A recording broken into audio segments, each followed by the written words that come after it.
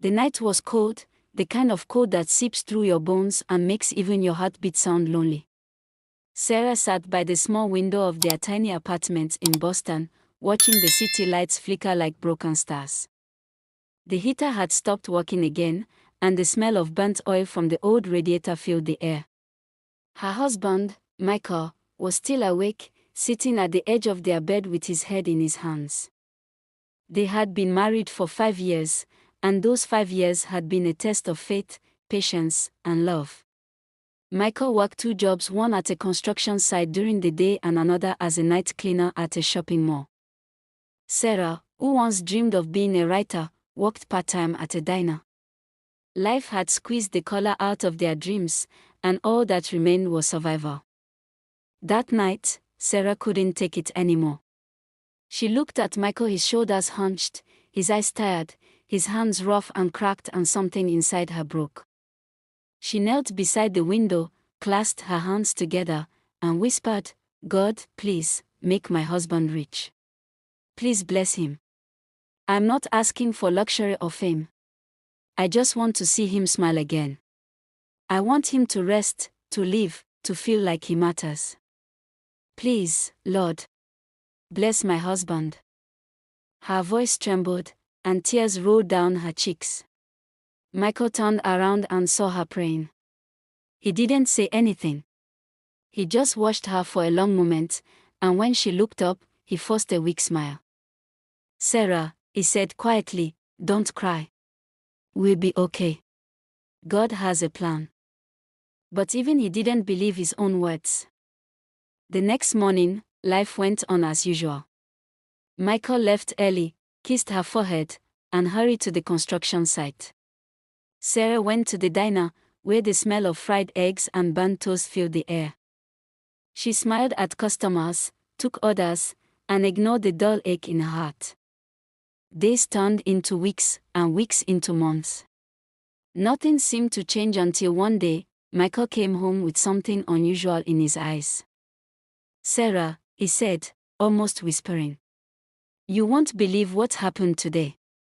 He explained that a man at the construction site had been injured, and Michael, being nearby, rushed to save him from a collapsing wall. The man turned out to be the owner of a major construction company, one of the biggest in Boston.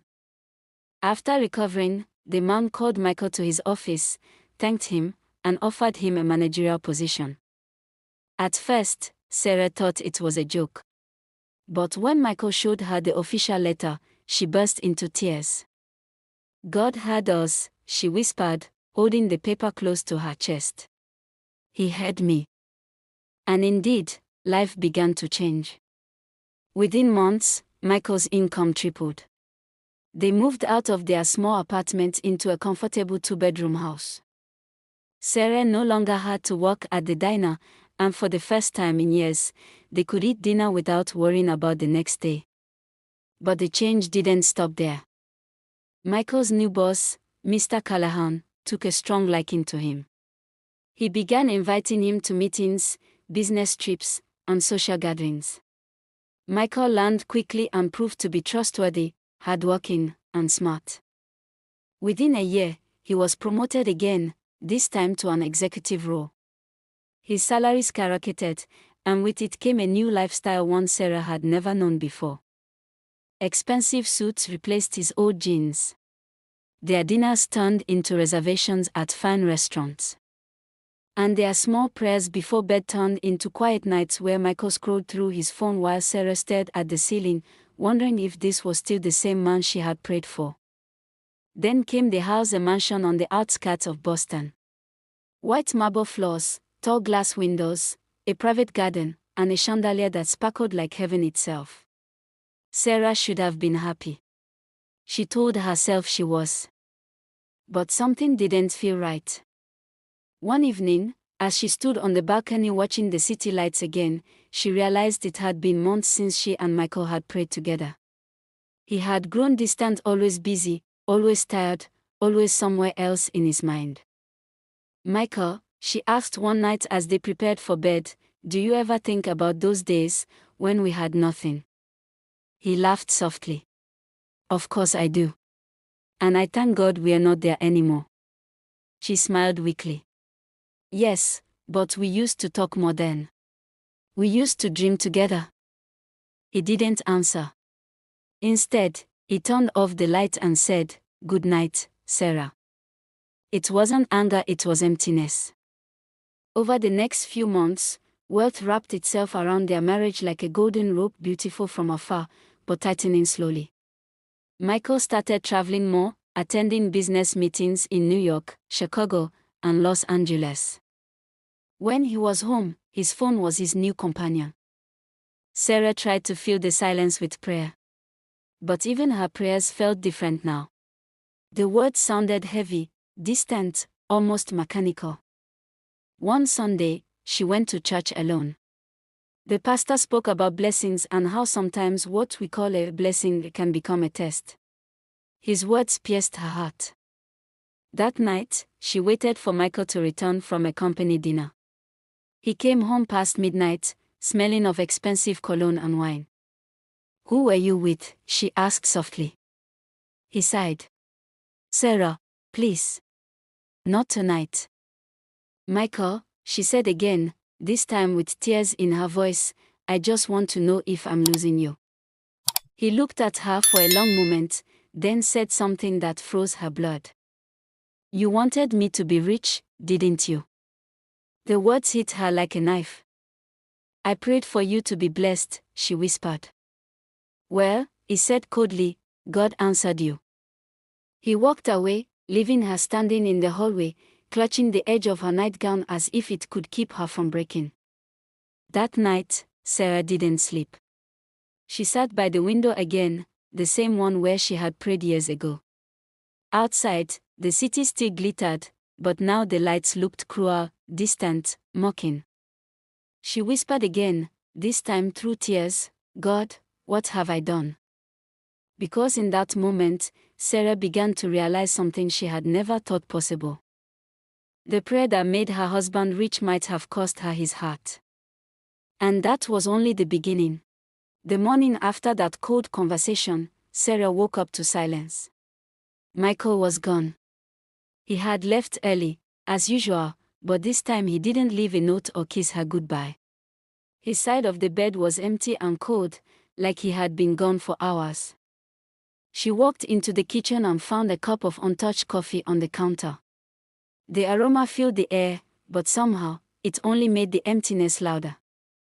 For the next few days, Sarah tried to pretend everything was fine. She cleaned the house, cooked his favorite meals, and waited for him to come home smiling like he used to.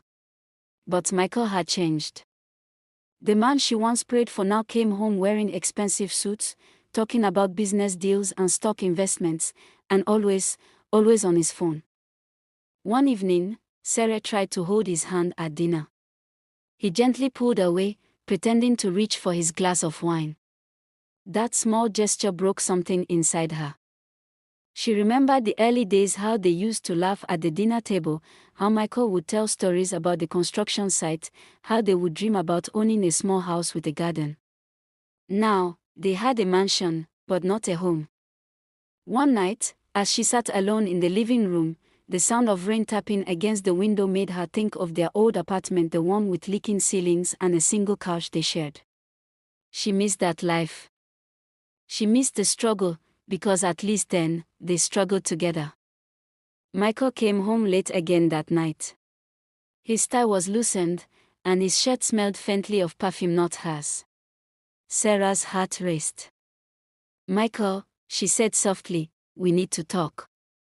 "Not now," he said, rubbing his temples. "I'm exhausted." "Please," she whispered. "Just a few minutes." He sighed heavily and sat down across from her. "I don't know who you are anymore," she said, her voice trembling. "You used to talk to me. You used to care.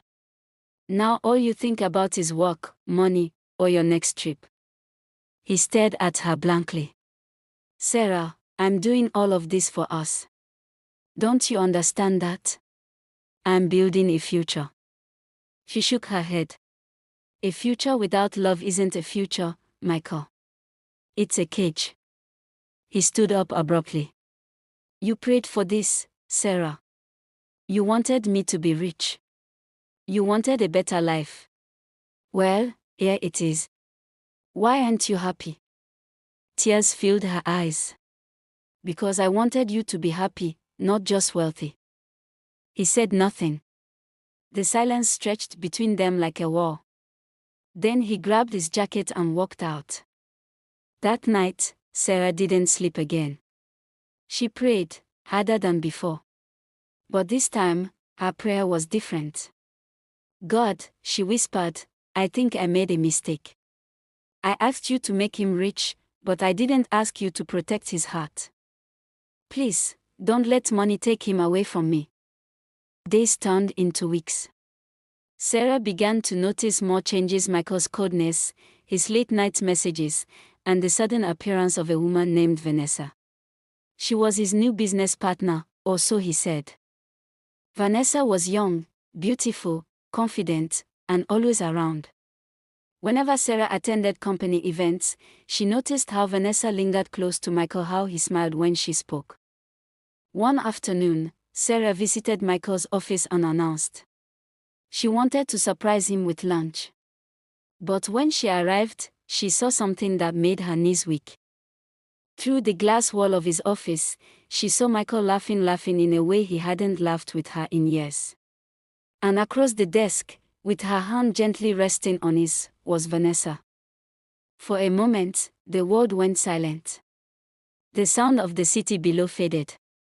Sarah stood frozen, clutching the lunchbox she had packed with so much care.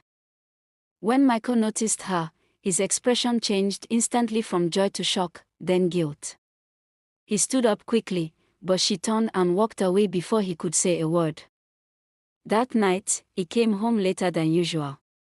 She was sitting in the dark, the same way she had been that first night when she prayed for him to be blessed. Sarah, he started, but she interrupted him. Don't lie to me, Michael. He hesitated. It's not what you think. She laughed bitterly. Then what is it? Because it looked like everything I feared. He rubbed the back of his neck, avoiding her eyes. Vanessa is just a colleague. You're overreacting. Then why did you look at her like that? Sarah asked, her voice breaking. Like she's the one you prayed for. He didn't answer. Instead, he sat down, staring at the floor. Sarah wiped her tears and whispered, Do you even remember the night I prayed for you? He looked up slowly. Yes, he said quietly. I remember. Then tell me, she said, her voice trembling. Was this what I prayed for? He looked away, unable to answer. In the days that followed, Sarah tried to hold herself together. She threw herself into volunteer work at the church, hoping to find peace. But every time she closed her eyes, she saw the man she loved slipping away into a world of wealth and vanity. Then came the phone call that changed everything. It was from the police. Michael had been in a car accident on his way back from a late-night meeting. Sarah's heart stopped. She rushed to the hospital, her hands shaking as she drove through the rain. When she arrived, she found him unconscious, with tubes running across his body and machines beeping around him. The smell of antiseptic filled the air. Her heart shattered.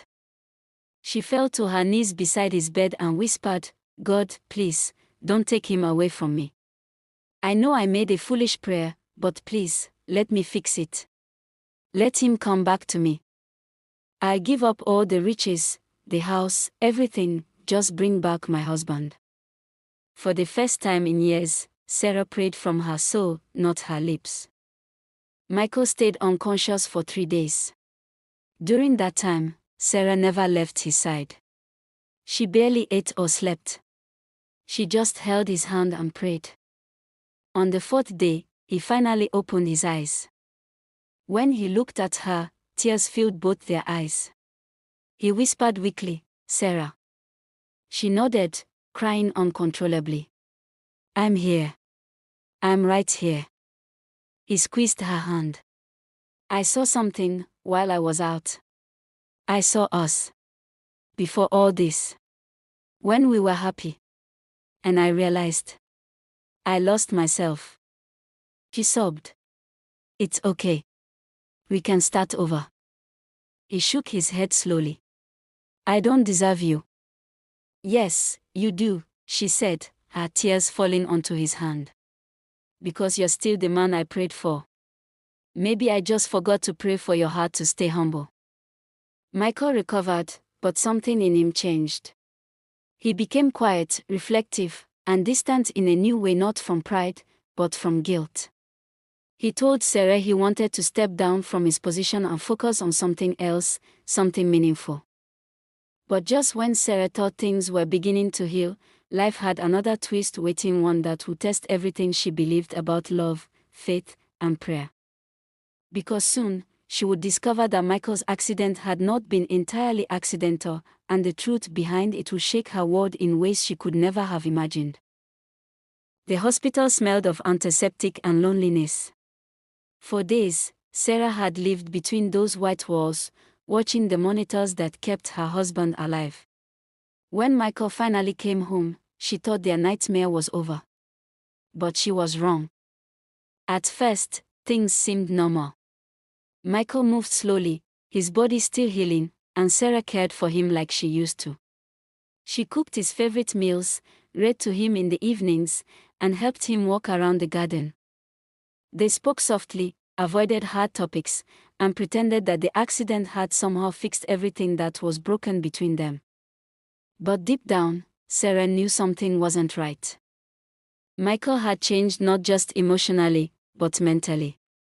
Sometimes he would wake up in the middle of the night, breathing heavily, his eyes wide open, as if he had seen a ghost.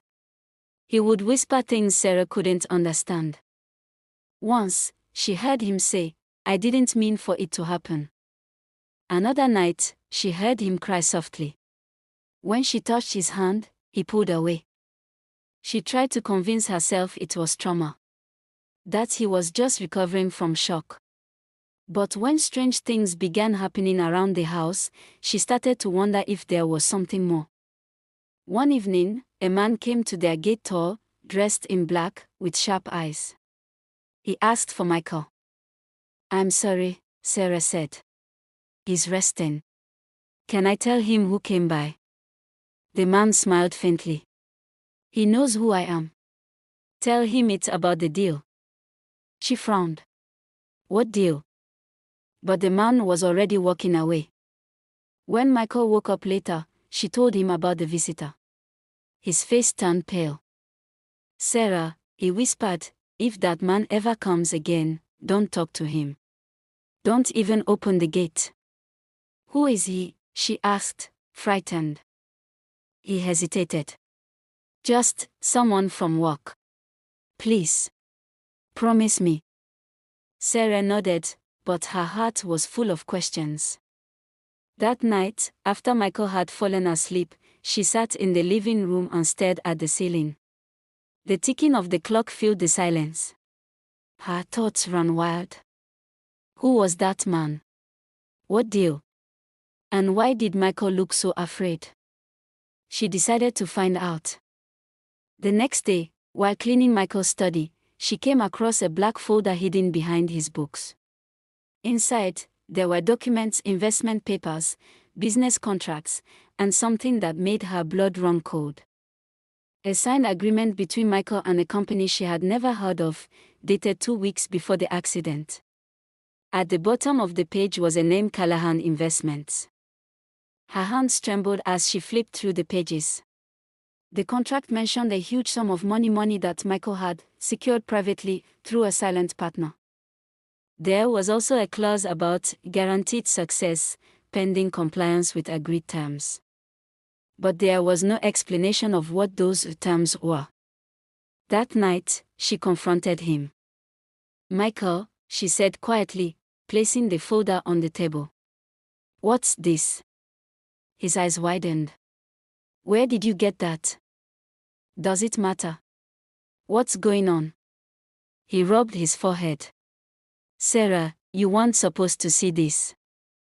"Then maybe you should have told me the truth," she snapped, her voice breaking. Who is that man? What deal did you make? He stood up, pacing. It's complicated. Then simplify it for me, she said, her tone trembling with pain. Michael stopped walking. His shoulders slumped. I was desperate, Sarah. Before everything changed, before we moved here, before I got promoted, I was drowning. I was tired of being broke, tired of seeing you suffer. So when this opportunity came, I took it. What kind of opportunity? He hesitated, then said in a low voice, Mr. Callahan offered me a deal, one that would guarantee wealth and promotion. I didn't ask questions. I just signed. She frowned. But that doesn't make sense. Why would someone just give you money and a promotion? He looked at her, his eyes dark and empty. Because I wasn't the first. He's done it before with other people. And every time, it ended badly. Sarah's heart raced. Badly how? He swallowed hard. One man lost everything. Another disappeared. I thought it was superstition. I didn't believe in curses. But the night of my accident, I saw something. Her skin prickled. Saw what? I saw Callahan, Michael whispered. He was standing in the middle of the road. His car wasn't there. He wasn't supposed to be there. And when I swerved to avoid him, I crashed. But the moment before I hit the tree, I swear I saw him smiling. Sarah froze. That's impossible. He was your boss. He shook his head. He died 3 days before my accident. Heart failure. The room went silent. The only sound was the faint hum of the refrigerator. Sarah felt her knees go weak. So, what are you saying? Michael looked at her, his face pale. I think the deal I made wasn't just with a man. Sarah gasped. Michael. He nodded slowly. I don't know who or what Callahan really was. But I know this, everything that came after I signed that contract wasn't normal. Every success felt too easy, too fast. And then the accident happened. I think it was a warning. Sarah's hands trembled. You think God is punishing you? He shook his head. No.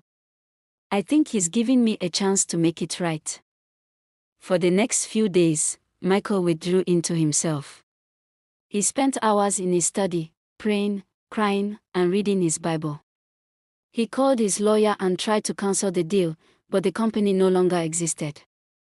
No records, no phone number, no address. It was as if it had vanished overnight.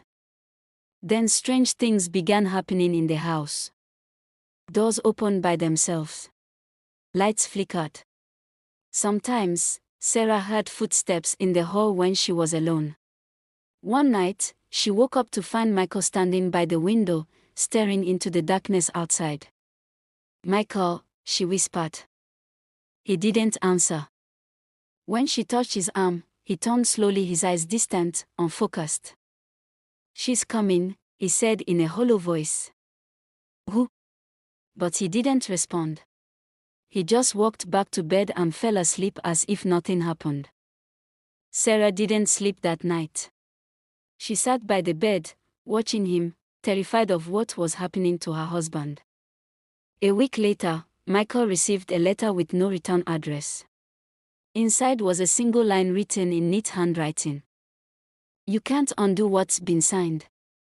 Sarah found him sitting in the study with the letter in his hand, his face pale. This isn't normal, she said. We need to leave. Go somewhere far. He looked at her sadly. You can't run from what's inside you, Sarah. That was the moment she realized he wasn't talking about a contract anymore, he was talking about his soul.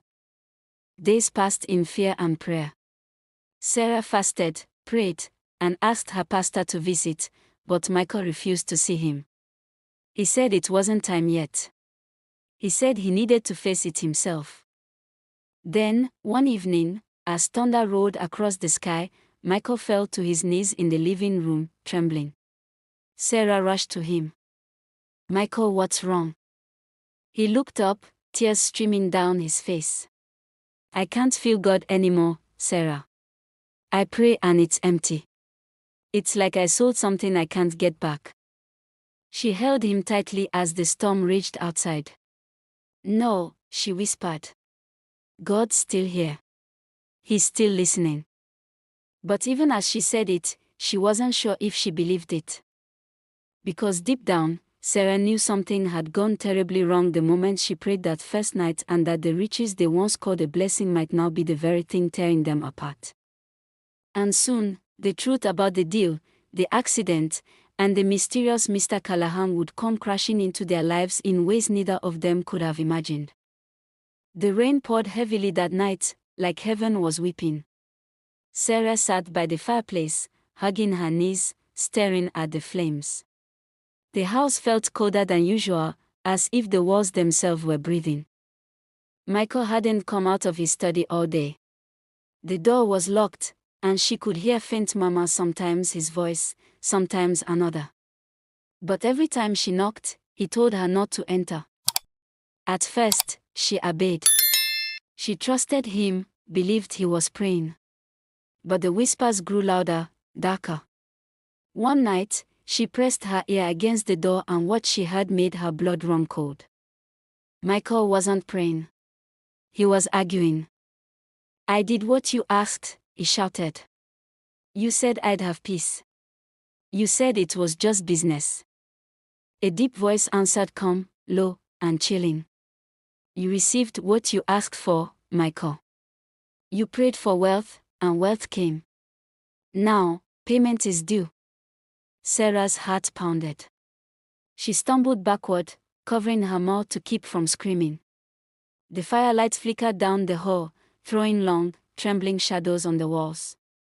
The next morning, when she gathered enough courage to open the study door, Michael was sitting by the desk, pale and shaking.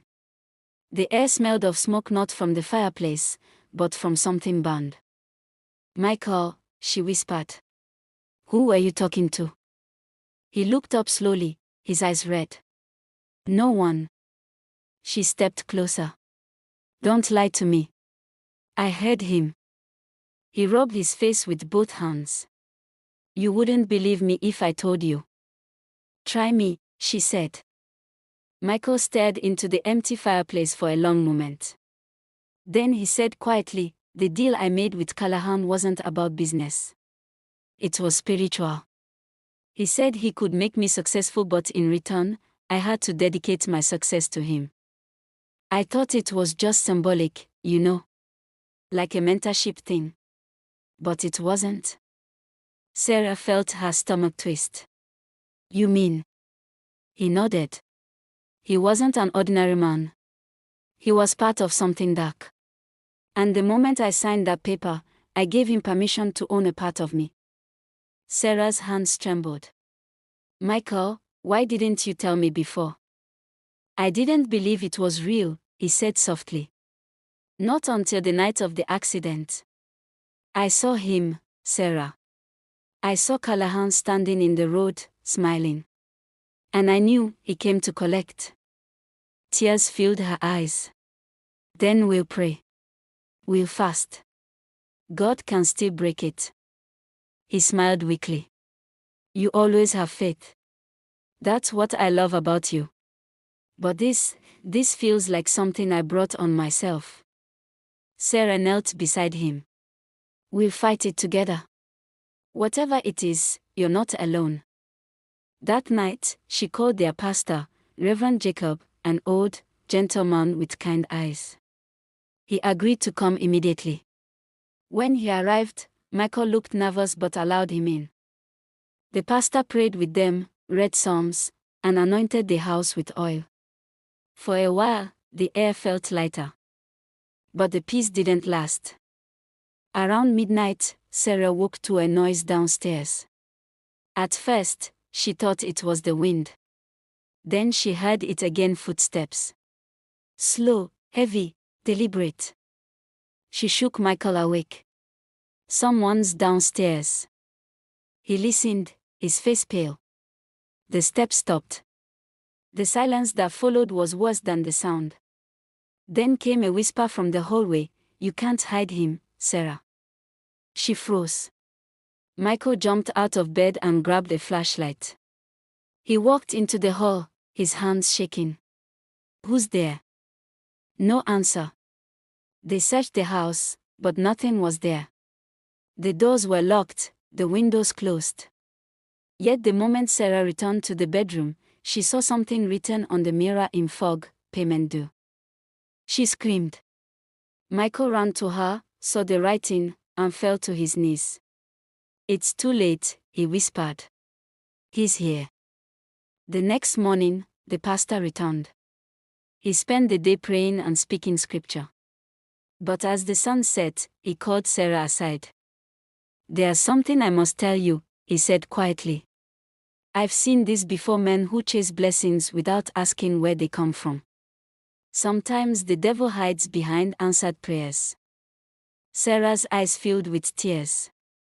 "But I was the one who prayed. I asked God to make him rich." The pastor touched her shoulder gently. "God listens to our hearts, but sometimes our desires open doors we don't understand. You meant well, Sarah. But your prayer became his temptation." She broke down, covering her face. "So this is my fault?" "No," he said softly. "It's a test. For both of you." That night, the pastor stayed in the house. He prayed over every room. But at 3 a.m., the temperature suddenly dropped. The candles flickered, and a low hum filled the air. Michael began to convulse, his body shaking violently. Sarah screamed and ran to his side. The pastor grabbed his Bible, shouting prayers. "In the name of Jesus, release him." Michael's eyes rolled back. A voice not his came from his mouth. "He belongs to me. The contract is sealed." Sarah fell to her knees, sobbing. "Please, God, please don't take him." The pastor continued praying until the house shook. Then, as suddenly as it began, everything went silent. Michael collapsed, breathing heavily. When he opened his eyes, he whispered, "I saw him again." But this time, he wasn't smiling. The pastor looked shaken. "You must destroy that contract," he said. Michael nodded. "I tried. It wouldn't burn." Sarah ran to the study, pulled out the folder, and set it on fire. But the paper didn't catch. The flames danced around it, leaving it untouched. The pastor closed his eyes. "This isn't an ordinary paper. It's bound by agreement." Michael slumped in his chair, defeated. "Then I'm doomed." "No," Sarah said firmly. "Not while I'm still breathing." She fell to her knees and began to pray louder than she ever had in her life. Her voice trembled, but her words were full of faith. "God, I made a mistake. I prayed for riches when all I needed was peace. I prayed for comfort when you were already enough. But please, don't let the enemy win. This is your son. Take him back. Break every chain, every bond, every false promise. Let your mercy speak for him." Her tears soaked the floor, and her voice broke halfway through the prayer. For a long time, nothing happened. Then, suddenly, the contract on the desk caught fire by itself. The flames turned blue, then vanished. Only ashes remained. The pastor gasped. Michael stared in disbelief. Sarah fell forward, crying uncontrollably. It was over. Or so they thought. In the days that followed, Michael began to improve. He smiled again, slept peacefully, and even started going back to church. Sarah felt hope returning. She thanked God every night, believing the nightmare was finally behind them. But one Sunday morning, as they were preparing to leave for service, Sarah found a letter slipped under their front door. There was no name, no address, just a line written in neat handwriting. "The debt is cleared. But every blessing has a price. Her hands shook as she showed it to Michael. He read it slowly, then looked up with a strange sadness in his eyes. Sarah, he whispered, we are free, but something's coming. She frowned. What do you mean? He didn't answer. He just looked toward the window, where the sunlight fell across the table, and for a moment, she saw fear flicker in his eyes again. That night, Michael couldn't sleep. He stood by the window, staring into the distance. Sarah walked up behind him and held him tightly. Whatever happens, she whispered, we'll face it together. He nodded slowly. I know. But I have a feeling. God's not done with us yet. And as the wind howled outside their home, both of them understood that while one battle had ended, another much deeper was just beginning. Because blessings could heal. But they could also reveal. And soon, Sarah would discover that her prayer had not only changed her husband's destiny, it had changed her own. The house was too quiet. It was the kind of silence that didn't come from peace, but from absence. There were no more piano sounds drifting from the living room, no more laughter echoing through the marble halls. Even the air smelled different, like emptiness and cold marble polish. Hannah sat in the corner of the massive living room, her eyes fixed on the grand chandelier above her. Once, she had admired its beauty, the way it glittered when the sunlight hit it. Now, she saw only the dust that had started to settle on its edges. It was as if even the chandelier had stopped shining for her. Everything had changed since James became rich. Everything. She had prayed for him fervently, faithfully, night and day. She had asked God to bless him, to lift him up, to make him the man she always believed he could be. And God answered. But the answer came with a storm she never expected. James had everything now: wealth, power, connections. But Hannah no longer had him. He traveled from one city to another, sometimes countries away, chasing more deals, more fame, more success. And with every success, he drifted further from the man she had married, the man who once held her hand during morning prayers, the man who laughed with her over cheap takeout meals, the man who thanked God for even the smallest blessings. Now he barely called. When he did, it was only business talk. The investors are happy. The new project is on track.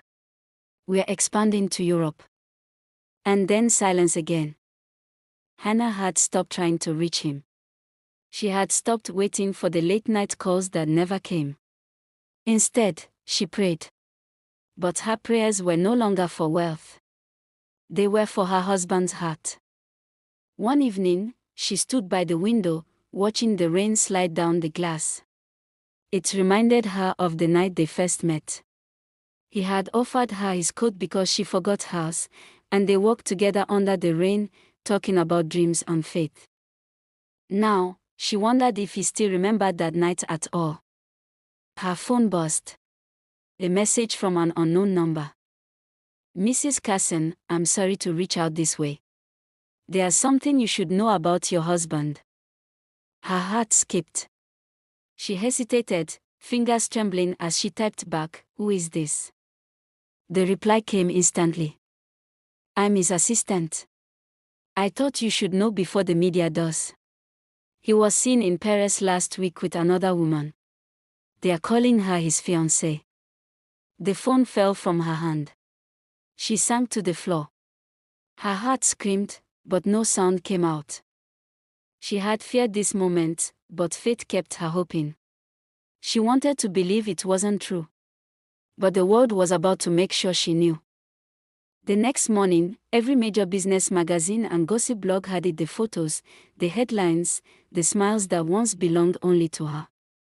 James Callahan, billionaire philanthropist, engaged to European model, Sophia Lenz. The world celebrated. Anna's world collapsed. She didn't eat. She didn't sleep. She sat on the edge of their bed, staring at the wedding photo on the nightstand. The man in the picture had eyes full of love. She had seen God's promise in those eyes. But now, that same man had turned his back not only on her, but on the God who made him rich. 3 weeks passed before she heard from him again. He showed up at the house unannounced. She almost didn't open the door. He stood there, looking tired but still wearing a $1,000 suit. The smell of his cologne filled the room, the same one she used to love. "Hannah," he said softly. She didn't move. "Why are you here?" He sighed, his eyes avoiding hers. "I didn't mean for things to get out of hand." Her laugh came bitterly. "Out of hand? James, you're engaged." "It's not what it looks like," he said quickly. "You don't understand the pressure I'm under. The media, investors, they expect me to live a certain way. Sophia is just part of the business image." Hannah stepped closer, tears burning her eyes. "You're telling me your marriage is less important than your image?" He flinched, then looked down. "I'm telling you I made choices that got out of control." She shook her head. "No, James. You made choices that showed who you've become." For the first time, he had no words. "Do you remember the night we prayed for this?" she whispered. "Do you remember how you held my hands and asked God to bless our little home? You said you wanted just enough to make life easier. Not to lose yourself." James ran a hand through his hair. "I thought I could handle it. I thought money wouldn't change me." "But it did," she said quietly. "And it cost you everything that mattered." Silence filled the room. He looked around the untouched meals, the empty piano corner, the fading flowers she once loved. "Can we start over?" he asked suddenly. "I can fix this." Hannah's eyes searched his face. "Can you fix what fame has done to your heart?" He swallowed, and for a moment, she saw regret flicker in his eyes. "I don't know," he said finally. "Then go," she said, her voice breaking. "Go and find out. But don't come back until you remember who you were before the money." He stood there for a long time before turning to leave. The door closed softly behind him, and with it went the last echo of the man she had prayed for. Months passed. Hannah sold the mansion and moved into a small cottage near a church. She joined the choir, helped with the food drive, and spent her mornings praying not for her husband to return, but for God's will to be done. She found peace again in simplicity, in helping others, in singing hymns about grace and redemption. One rainy afternoon, as she was leaving the church, she saw a man standing by the gate. He looked thinner, older, humbled. She froze when their eyes met. It was James. He walked slowly toward her, a Bible in his hand. "I've been looking for you," he said softly. Anna's heart pounded. "Why?" "I lost everything," he said. "The deals, the fame, the house. Sophia left when the money did. But in the middle of it all, I found something I had forgotten: God. I went back to the small church we used to pray in. The pastor helped me see what I became. Anna, I don't expect forgiveness. I just wanted to say I'm sorry." She looked at him for a long time, her tears falling quietly. "I prayed for you," she whispered. "And God answered, just not the way I expected." He nodded, tears glistening in his own eyes. Maybe this losing it all was the only way he could save me.